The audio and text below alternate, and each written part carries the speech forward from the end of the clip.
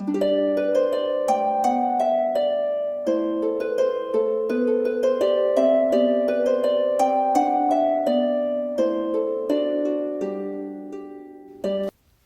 friends, and welcome to my channel, or welcome back. My name is Elise, and this is my mystical, spooky bookshelf. And today, as I stated in my previous video from last week, I'm going to be talking about Rewitched by Lucy Jane Wood. And I recently just re-listened to this. Well, I guess I listened to it for the first time because last year I read it and I gave it solid 4 stars. But as I said, my ratings change depending on whether I actually read something or whether I actually listen to it. So my rating has changed. Now I gave it 5 stars since I re-listened to it, or since I listened to it for the first time. And a lot of the complaints that I see on Goodreads, and I'm going to try and dispute them a little bit because some of them feel like out of pocket a little bit. But one of the complaints is that Belle, the main character, she's 30. She just turned 30. So she's basically my age because I'm 29. I'll be 30 next year. And people are saying she acts too juvenile. And I'm like, but she acts like me. Does that mean I'm immature? Because sometimes she acts a little bit whiny, but like, that's kind of how I am. So maybe I'm just sort of a little bit offended by it, I guess. I don't know. How is someone supposed to act when they're 30? I don't know. That's what I'm trying to dispute. It's like, what am I supposed to act like? Goodreads, hello. And one of the lines that I very much relate to when she's talking to her best friend, I want to say this name right. Is Ariadne? Yeah, Ariadne. It's kind of like Arachnic? Yeah, that's sort of the same pronunciation. But yeah, she's talking to her best friend and roommate, Ariadne. And this is like maybe towards the end of the book, but she's like, I'm a 30-year-old teenage girl dealing with stuff. And I'm like, that's relatable because it's hard to be an adult. So if someone of this age acts like immature, you know, sometimes it's hard being an adult. So I relate to Belle, and sometimes I do agree she does act immature, but it's a reflection on her as a character, and I think she's supposed to be that way because her life isn't super taxing, I guess. And maybe that's where the immaturity comes from. I'm not sure. But yeah, I don't know. I feel like that critique of her being immature was kind of unfair because throughout most of the book, I feel like she handles things relatively well. But the premise of this story is that she is feeling burnt out and she doesn't really have that spark in her life. And she is a witch, and she has magic. She's had magic since she was 15. So the magic system in this realm is very different than what I would normally classify in magical books. So like in Thistle Grove, you're born into magic. And you get magic when you're like 6 or 7, I guess. I think that's how it's explained in the 5th book in Thistle Grove. But for this book, apparently you get your magic when you're like 15. So you have your endarkenment, I guess, when you're 15. That's what they call it. And you get your magic. And you have 15 years to perfect it, I guess.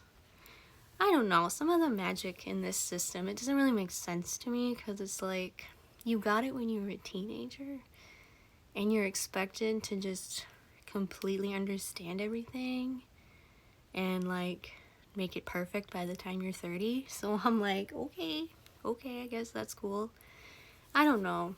I think my favorite magic system is probably in Thistle Grove. Every other book I read that deals with magic, their magic system is wank. And I'm just whack. And I don't understand it. And this one is no exception. So she got her notice when she turned 30, but she didn't really see it because it got hidden from her. And she really likes her magic. She's not saying she doesn't like it. She just doesn't do anything spectacular with it. But that's also another point of contention for me. And that's not a critique that Goodreads had brought up. That's just me personally thinking of it. It's like, who says you have to do super spectacular things? Like, I feel like for Belle, she works in a bookstore, and the one thing that she doesn't really think much of, but she just does it, is she puts magical spells around her bookshop to like clean up after kids when they get messy, or to put books away when she doesn't have time to, or just to make things feel cozy. And I think that's a pretty spectacular thing to do with your magic if you have like powers like that. But that's not really considered spectacular, even though I totally think it should be.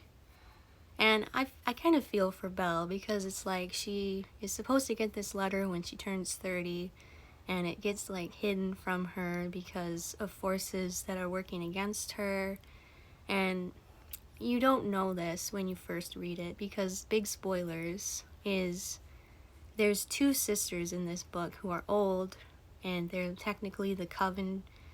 They're the witches that are in charge of the coven, but they're in charge of it in a way that is corrupt, and you don't figure that out until the end of the book.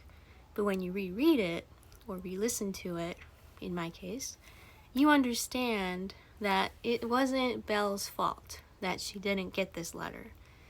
And that's, I think, something that first-time readers won't, you just won't understand everything. So like, this is a book where if you read it once, you should read it again, because it's going to change your perspective on it. So the Gowden sisters are the ones who are the evil villains in this book, but they're painted to be nice, and that's not the case. They are evil. See you next Tuesdays. I don't like them. They're horrible. They exiled their brother, they killed their one brother, and they put like a memory forgetting spell on their brother, their younger brother, and their older sister. And another plot twist that I think is very crucial to understanding Belle's magic and her family is that her grandma was supposed to inherit the coven, because she was a part of the original family. So the original family was called the Day family, the Day siblings. There was her grandma, Elvina. There was Bronwyn, and then Morena, I don't know, she says her name weirdly, Morena, and then Articus, or I can't remember his name exactly. It starts with an R. They call him Artie. And then there's another brother who was the oldest one, who was originally supposed to inherit the coven. And I have the book in front of me, so I'm trying to see if I can... His name is like Sodden or something along those lines. And he was the oldest. It doesn't really matter what his name is, but he's the oldest. He's supposed to inherit the coven. And this is something that you find out in the very end of the book. And you realize that the Gowden sisters, or Bronwyn specifically, was power hungry, and they ended up killing their brother. And that's how they become the coven leaders, because they make Elvina forget everything, and then they exile their little brother, Artie, and they killed their older brother. So that's how they inherited the coven. And I think it's really unfair to Belle specifically, because her grandma was supposed to be the most powerful witch, and it got taken away from her. So the fact that Belle is under this trial in the beginning is really, like, reading it again is so unfair to me. So, but if you haven't read this book yet, you're not going to understand all of that. So when you first read it, you're kind of confused. I was confused when I first read it, because Belle has this invitation that's given to her by this guy who is her love interest by coincidence. I can't remember his name either, but he comes into her bookshop one day and says, you have this letter, you're turning 30, you need to go to this trial to get your magic assessed. And that's another thing that bothers me with this magical system, is that it's sort of like gatekeeping almost, because it gets to the point where you get told whether you're not worthy of magic. And I don't like that. That's kind of stupid. I mean, I understand it for the purpose of this story, but in general, I would say that's stupid. Like, who are you, or who is anyone to judge anyone else if they're worthy of, like, special talents that they have? So that's another thing that irks me with this book. But I think I like Belle as a character overall better now that I've re-listened to it and I have the knowledge that I do of the Gowden sisters, because they kind of portray Belle as this lazy woman, and she's not lazy, she's just burnt out. And that's another thing that Goodreads kind of criticized about Belle, is that her self-doubt and her burnout doesn't have an explanation. And I'm like, does it need an explanation? No, it doesn't. Sometimes people are just born with inherent self-doubt. It doesn't matter if you grew up in a loving family, certain people are always just going to have that predisposition to doubt themselves. And it really shouldn't be any explanation for it. I'm one of those people. I experience self-doubt literally 85% of the time. And I totally relate to Belle with that. So I'm just like, that's not a good critique of Belle as a character, that her self-doubt isn't explained. Because her mom is very loving, and, well, her dad's not in the picture, so that could be an explanation for her self-doubt, but sometimes it's not always an explanation. Because for me, I grew up in a loving family. There's no reason why I should have self-doubt, but I do. So honestly, I think it's just a part of the human condition, especially if someone has an anxious personality, which I think Belle does, and that's also why I relate to her, because anxious people are going to constantly criticize themselves and self-doubt themselves literally all the time. So I think that's not a fair criticism of Belle also. So when I read that, for some people's review of the book, I'm like, when did self-doubt ever need a reason? Or when did anyone ever need to explain why they have self-doubt? And burnout too. It's like, do you not understand what burnout means? Like, if someone's burned out, it's just because of their life. And I think Belle is burned out because she works in the bookshop. She has a boss that's literally a scumbag, and he's trying to take this bookshop and make it something that it's not. And Belle eventually comes to own the bookshop, and that's something that I think her character deserves in the end, because Belle, through this is sort of like a coming of age story for someone who's 30, because it's also under this impression, people that are reviewing it seem to be under the impression that when you're 30, you should know who you are. And I am under the impression, I'm stating this right here, you don't always know who you are, no matter how old you are. Like, yeah, I'm 30, but hello, do I still understand exactly who I am? Not necessarily. Being 30 is hard, being an adult is difficult, and you're gonna go through changes in your life constantly. And I think Belle is a good character. I think she has really good development. And yeah, she kind of acts like a brat, but she's under a lot of pressure in this book. So when she does act like a brat, I'm a little lenient on her because she's under these certain trials. Like, she has to learn 15 years worth of stuff in like 1 month. And I can hear people saying, well, she should have been doing it all along. Well, she was a teenager when she got her magic, and nobody really explained that she was going to have this trial. So really, it's kind of a loophole, or it's sort of a, not a loophole, but like a scam almost. It's like they don't want people to have their magic. That's what I get from this book, because when I read Thistle Grove, it's people do want people to have magic. They want everyone to have access to magic. But in this book, it's sort of like gatekeeping, and I don't like that. And that's how the system feels. It feels like you have to go through all these trials that you don't understand. You get your magic, you don't understand it.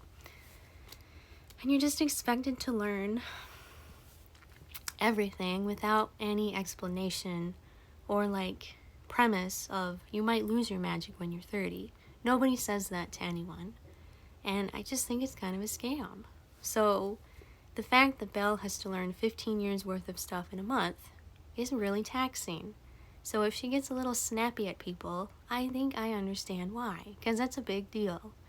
And the fact that she can't tell, that's another thing that bothers me with magic books, is that you're not allowed to tell non-magical people about it. And it's like, shouldn't it be up to your discretion if you tell someone whether you have magical powers or not, because it's your responsibility. I think you should be allowed to talk about it with people who are close to you who aren't magical, if you want to.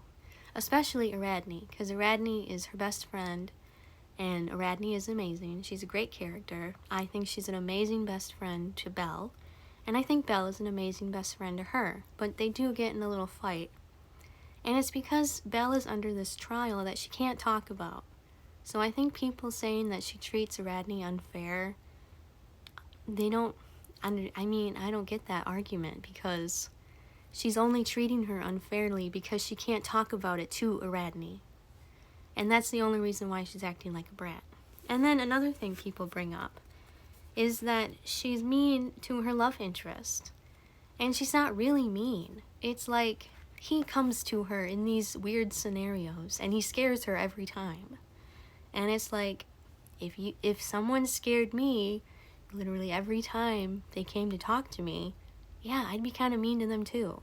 Because it's like every time he sneaks up on her and surprises her, and every time she says she doesn't like it. So it's like,